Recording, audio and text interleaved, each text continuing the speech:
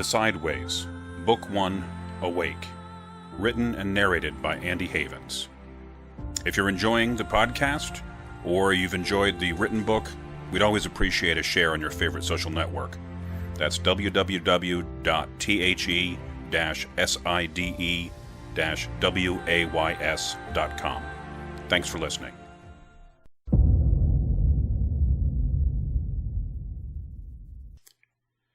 Half a world away, Wallace and Kaolin waited somewhat less than patiently outside the office of Niles Phaeton. They'd called first, and his secretary had said that, yes, Mr. Phaeton could spare a few minutes for them today. At the end of the day. Come around 5. Thank you.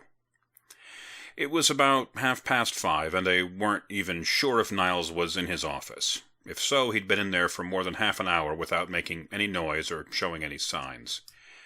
Kaolin was about to get up and ask the secretary, again, for an update, when the door to the office opened. The man who came through was, Wallace thought, the most indescribably bland person he'd ever seen. His hair could have been described as light brown or dark blonde, or maybe a kind of gray with a touch of color, in a short, standard businessman's cut. His skin wasn't pale enough to be called pale, but he also didn't have any real tan or coloring. His eyes might have been green or hazel or brown, just eyes. Not interesting or penetrating or unusual. He wasn't particularly tall or short, probably a bit under 6 feet, Wallace estimated, rising alongside Kaolin to greet the man. Phaeton was dressed in a dark gray sports coat and white Oxford shirt, no tie, and light brown chinos. He looks like a mid-level marketing guy, Wallace thought, or a lawyer who's working on the weekend. Wallace, trained to look for and recognize details, realized that he'd have a hard time describing or remembering this person. He looked entirely like a mundane, no obvious Reckoner-specific traits, though, to be fair, Release didn't often encumber themselves with a lot of jewelry, costumes, or flair. Neither handsome nor ugly, fat or thin, supremely average, Wallace thought, as the man held out his hand for a thoroughly average shake. Unusually average, he continued to himself, smiling on the inside. You must be Wallace Bradstreet, Phaeton said, from sight, and Mr. Kaolin, of Earth, of course. My secretary said you were looking for information about some works of Mediquette. I'm sorry I couldn't see you earlier. I was on an international call that went long. Please, come in. He gestured for the other two to enter his office and close the door behind them. The office was as bland as the man. A desk, a chair, a small conference table with 4 side chairs, a bookcase with books and a few corporate knickknacks, a painting of a ship, gray drapes on either side of a modest office window with a view of the building next door. Please have a seat, Phaeton said, gesturing at the table. He sat in one of the side chairs and waited for his guests to join him. Now, he said, resting his elbows on the table and leaning forward in a friendly way, how can I help you? Wallace looked at Kaolin, who looked back at Wallace and shrugged. Wallace looked at Phaeton, then back at Kaolin, then back at Phaeton, who was waiting, patient and friendly. He seemed uncommonly good at sitting still and waiting. Wallace decided to go into reference interview mode. It was one he was more comfortable with in front of strangers. We're wondering if you could provide us with any information about a young woman named Kendra White, Wallace explained, trying to sound both authoritative and firm. She has been missing for some time, and her mundane doctor's records indicate that she was referred by you. As we've run out of other leads, we thought you might know something useful. Phaeton nodded as Wallace spoke, appropriately serious but still friendly. Yes, he said after Wallace finished, I know Ms. White, and I knew her father, and I know her mother. A very sad story, of course. Wallace and Kaolin exchanged another confused look. Sad story? Wallace asked. Phaeton leaned back in the chair a bit, frowning slightly. I assumed that Dr. Leon would have told you, since you got my name from Dr. Leon's records, as you said. Well, that was pretty lame of us, thought Wallace. Wallace is from sight, Caelan interjected. He's good. Didn't need to know the doctor to know the no.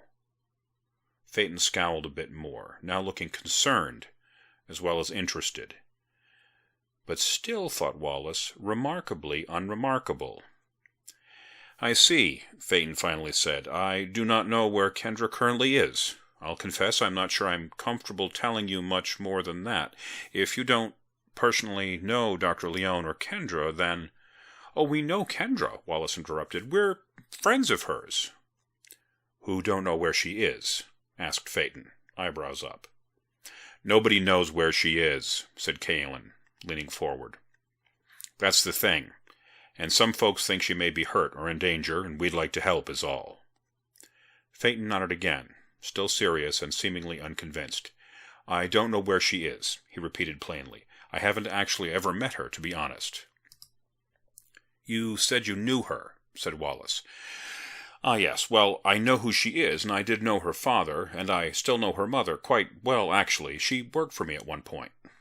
She's from Release? Asked Caelan. Yes. Phaeton frowned again. Well, she was. As I said, a very sad story.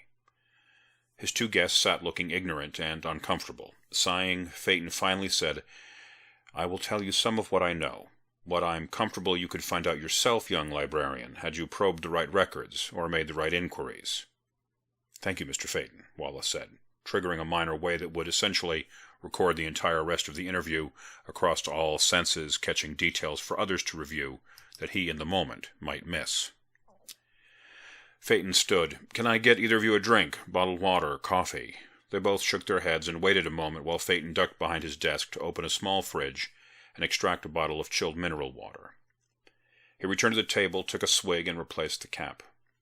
Elanya, Lane that is, Geary, was a very lively, very attractive, very creative young woman. She worked for me, as I said, as a security consultant, an assistant from time to time. She was good at crafting subtle locking ways, layers of locks that would let some people in, keep some out. She was so good that we eventually got many requests for her work, especially from Increase. Wallace nodded. I would imagine that they require plenty of locks. Phaeton made a weighing gesture with his hands. More, some, than others. Your master, Mr. Monday, has also been a customer of ours quite often. I did not know that, thought Wallace. I don't know that I've ever sensed a way of release in the library. That's something to check out later, maybe. Playing with the water bottle, Phaeton continued. Most of our domain is more interested in the escaping of locks and bonds, of course, but it renders some of us uniquely qualified to create them. And those that do, such as Lane, often become popular, both for their houses and for personal reasons. Wallace looked confused. People want to take somebody out without a killing. Locks is a good thing to have, Caelan explained. Ah, sorry, I'm less familiar with your house than others, Wallace apologized. Phaeton waved the apology away. No worries. Anyway, at one point Lane was doing a job for Increase and happened to work with a reckoner named Morgan White. An attraction formed, and the two of them were seen together, quite frequently. That's unusual, muttered Wallace. Indeed, agreed Phaeton, as was commented on at the time. After years of friendship, Morgan convinced Lane to first marry him, which she did, and then convert to Increase. Caelan chuckled, and Wallace looked horrified. That's almost unheard of, the librarian said. More heard of than you might think, said Caelan, except for naturals and constructs of Earth, of course, like me, young domains. Fickle. He shook his head, dreadlocks swinging back and forth. Your Greenman friend is correct, Mr. Bradstreet, Phaeton said. It happens often enough that there are even practitioners among Release who can assist in the transition. And it happens between Flux, Increase, and Release more than the other houses. That makes sense, said Wallace. Flux birthed those houses. And Release would be handy in a situation like that. It is successful about half the time, Phaeton continued, tilting his hand back and forth. It requires commitment. It often takes considerable time. The Reckoner almost always has less power in his or her new domain. Sometimes there are other side effects. And in Lane's case, she lost her reckoning, filled in Caelan. You knew that, asked Phaeton, but you didn't know the rest of the story. I guessed, said Kaelin. I've met Lane. She is different. That she is, agreed Phaeton. There are very few cases of walkers so thoroughly separated from the ways. That's just awful, muttered Wallace. Indeed, the transition was so deeply traumatic for Lane that she essentially developed a kind of permanent amnesia about her former life. At the time, she was also carrying Kendra, which neither she nor Morgan were aware of during her injury. When he found out, he demanded of release that the child be taken from Lane and raised by increase.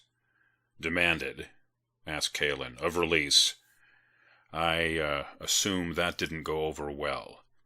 Phaeton shook his head. No, it did not. Lady Percy does not take lightly to demands of any kind. And she was already quite angry at Morgan over the attempt to convert Lane. We were all deeply troubled and confused by her decision. While we in Release were not happy to lose a promising young reckoner, she had made her choice, and we honored it.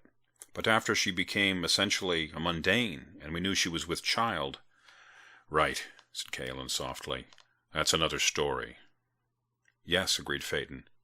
A potential new member of our house? But Morgan didn't see it that way. When he found out about the baby, he became highly agitated. Wouldn't take no for an answer. Lady Percy finally went to Ezra and had him discourage further attention in the girl. Discourage, said Wallace quietly. I didn't inquire too closely, Phaeton answered, but as far as I know, Morgan White has not been seen since that time. Wallace swallowed hard, but Kaelin nodded understanding. The ways must be preserved. That is correct, my good Greenman, replied Phaeton. The three sat in silence for a moment. Then Phaeton continued. The rest of the story is, if you'll pardon the pun, somewhat mundane. Lane raised Kendra as her own mundane child. At a young age it became clear that the affliction of her mother had caused the girl some severe psychological trauma. We in Release kept an eye on her, and when Lane expressed to her pediatrician the need for Kendra to see a counselor of some kind, I provided the recommendation of Dr. Leone. While mundane herself, she is an associate of Earth and highly regarded in matters that cross over jurisdictions. Kaelin nodded. A tag. Phaeton made a sour face. An associate, please. I run several international non-profit companies and a dozen art galleries. I am not a gangster, Mr. Kaelin. Trying to get back on track, Wallace asked, So Kendra started seeing Dr. Leone, and you continued to keep tabs on her? Oh, no, Phaeton replied, taking another sip of his water. Between Release and Increase, the decision had been made that she should be essentially hands-off as far as the houses are concerned. The conclusion of our combined leaders was that the child would probably go mad before adulthood. Her interaction with Dr. Leone, we hoped, would simply make her more comfortable in the interim. As I said, I never met the girl and haven't seen Lane since before she gave birth. Answers only father more questions. Wallace quoted the sight parable to himself silently. They were quiet for a moment. Then Phaeton leaned further forward. Perhaps if you were to tell me what the circumstances of her disappearance were, I might have some perspective. Wallace looked at Kaelin, who shrugged. Wallace gestured for Kaelin to begin, and the Greenman tipped his chair back and said, I found her in one of Rain Vernon's gardens, the topiary that houses a number of bound ethereals.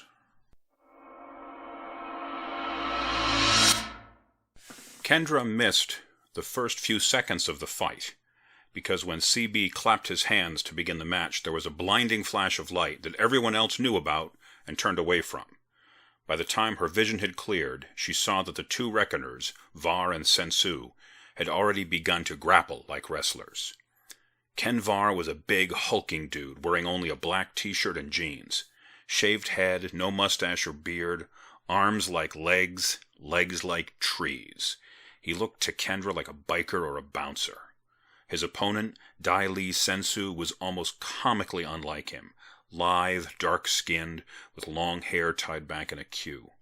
He wore a robe that seemed to change color, size, pattern, and style as he moved, which, at the moment, wasn't much, as Var had him in some kind of complex arm-wrist finger lock that kept Sensu pinned to the floor.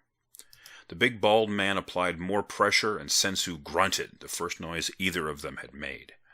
The crowd seemed to grunt or growl in appreciation, and Kendra turned up her new reckoner senses, now that the spot swimming in her eyes had calmed down. She saw streams of power from Var which seemed to wrap his opponent in straight lines, right angles, and regular patterns. This was one strength of release, she knew, the ability to create locks, to fence things in, because to get out of traps, you had to be able to build them. Vanya had explained it to her, though it still seemed contradictory to Kendra. The lines and boxes looked like those patterns at the top of walls on some old Greek buildings, she thought, right-angle loops and swirls. They started out thick near Var's hands, but seemed to get thinner and finer as they snaked across Sensu's back. But what is Sensu doing? What is his way? I can't... Then she saw it. Into the complex yet rigid tangle of energy, Sensu was applying small, almost imperceptible taps of some other kind of influence. She couldn't quite fathom it. Var's way makes total sense, she thought. I can see him trying to box Sensu in. Forms and rigid requirements that, like an arm lock, keep him from doing what he wants. Then it became obvious to her. Rather than fight the entire way, Sensu was attempting to alter key junctures in the pattern, like weakening individual stones in a wall. And she saw the pattern to his changes too, saw what was going to happen when enough energy got stored up in Var's way. Yeah, she thought, like a wall, weaken the stones at the bottom, and then when someone builds the wall up too high, crash, crumble, fall. Sensu was flux, the domain of change, house of the pendulum, Vanya called it, Kendra remembered. For every action, an equal and opposite reaction. Around her she heard people betting. She couldn't make hide nor hair out of the things being wagered, but that they were gambling was entirely clear. 4 trundles on Var, shouted a man from behind her. I'll take that, said the purple-black woman next to them, and 2 more at the mark. Done, shouted the man behind her. Var bore down harder, and Kendra couldn't believe that everyone couldn't see through Sensu's subtle ruse. He knew that the big man was going to add power, and he wasn't even really weakening anything. Brilliant! He's just keeping the intersections at their original strength. That's amazing. So subtle. If anything, it looks like Var's lines get stronger faster because the way is flowing around those connecting spots. To Var it must feel like he's winning even more, but the strength is flowing around the most important points. Turning to Vanya, she whispered, Do you ever gamble? Parrot Girl looked deeply offended. When do I not? Right, Kendra acknowledged. Whatever. Anyway, bet on Sensu if you want to make some... whatever. Bet big. Vanya looked at her scowling for 2 heartbeats and then said, in a voice much stronger than made sense coming from such a little girl, 5 rolls on other fingers. 2 people jumped and signaled or shouted to take advantage of that. Vanya gestured at one of them and turned to look at Kendra. Are you sure? Her raised eyebrow seemed to say. Kendra simply nodded once. 1 roll on other fingers, all takers, Vanya called out. Bedlam. Probably 20, maybe 30 people all called out at once, offering competing wagers. Vanya just kept nodding, and Kendra saw that CB was hard-pressed to notice them all, while still keeping an eye on the fight. As the betting noise waned slightly, Sensu grunted again, as Var poured more energy into his way, tightening the structures around the thinner man. Sensu fell to one knee and cried out. Var fell with him, still holding tightly to his hand and arm, now wrapping his other elbow around Sensu's neck. The symbols and lines twined around the other's dark hair, flowing to the ground. Will you yield? Grunted Var. Barely able to move, Sensu shook his head a tiny bit, and Var pressed down harder, tightening both his physical grip and the lines of force now covering them both. Parrot Girl cut Kendra a glance. Kendra just smiled. Taking a deep breath, Var leaned forward, and Kendra could almost feel the power flowing off his way. In fact, she could feel it. The runes made her sit up straighter. She could feel her legs uncrossing of their own will, and she saw that others were doing the same in the rows nearest the fight. And then Sensu closed his eyes and whispered the word, "Drowning." Var shook as if he'd been hit by a taser. His head snapped back, and the arm around Sensu's neck went slack, dropping to his side. He retained his hold on the other's wrist, but fell back a step, the runes of his way shrinking and fading in intensity. With a single loud "Kia!" Sensu rolled forward, taking Var's wrist in both hands. The larger man was pulled forward, and his way completely broke, scattering shards of light and symbols into the air as it disappeared. Rolling Var onto his back, Sensu landed astride the big man's chest and removed his wrist from the other's grip. Then he placed both hands on Var's chest and asked, "Will you yield, old friend?" The fight went out of Var, and all the tension left his frame. "I yield," he whispered. For a pause of several heartbeats, the club was silent as the two competitors maintained a quiet, immobile tableau. Then those who had bet on Sensu, not as many, Kendra suspected, as had bet on Var, began to cheer. The slim, dark-skinned man stood and offered the big brawler his hand. Var stood, taking it, head down, seemingly ashamed of something. Sensu gripped him in a short hug, and then walked away toward the kitchen. "The match is to other fingers," shouted CB. "Payment due on demand. All is recorded. All is balanced.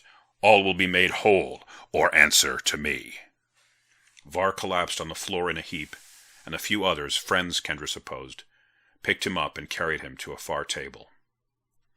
"I don't understand," she said to Vanya. Parrot Girl was looking at Kendra like she'd grown a third eye. "You don't understand, and yet you called the match at a point when Var looked like the sure winner." "Oh, I understand what was going on with the ways," Kendra said, "but not the bit about old friend and the hug and all that." Vanya looked at her sideways, frowning a bit. It was a grudge match. There was something personal between them. Now it's settled. The details aren't important. I mean, you could ask either of them if you wanted, but it would be seen as being a bit rude. Kendra nodded. "Okay." A nice-looking young man in a white jumpsuit, with eyes made seemingly of liquid metal, approached the table. "I've come to settle," he said to Vanya. "Pay the brothers when they call," Vanya said. This made the nice young man swallow nervously. I'd rather settle with you now," he said. "I'm sure you would," Vanya said, turning her head and grinning at Kendra. "But the terms don't work like that, do they?" He thought for a moment, then said, "Double now?" Vanya shook her head. "Triple?" Vanya seemed to think about it, clearly enjoying making the man uncomfortable. "Okay," she said finally. "Triple, now, in waymarks." He nodded. "Of course." Seemingly both relieved and a bit chuffed, he took a small pad of paper out of his jumpsuit pocket and wrote a series of numbers on it, finally tearing the sheet off and handing it to Vanya. She glanced at it, nodded, and put it in her pocket. "Nice doing business with you," she called after the man as he went away. Kendra scowled. What was all that about? "I'll tell you later. But now, you tell me how you knew Sensu was going to win." Putting her thoughts in order, Kendra explained. "I think Sensu set a trap from the beginning, something that channeled Var's final push of energy into changing the way he'd set up." Vanya nodded. "Makes sense, but how did you see it?" Kendra thought for a moment, then another moment. Vanya waited patiently, sipping her iced tea. Finally, Kendra said, "I'm not sure." Slapping the table, Vanya gestured at another one of the patrons who'd betted against her. "Fair enough, friend. We in Chaos don't need to understand everything. What would be the fun in that? Now, let's get paid."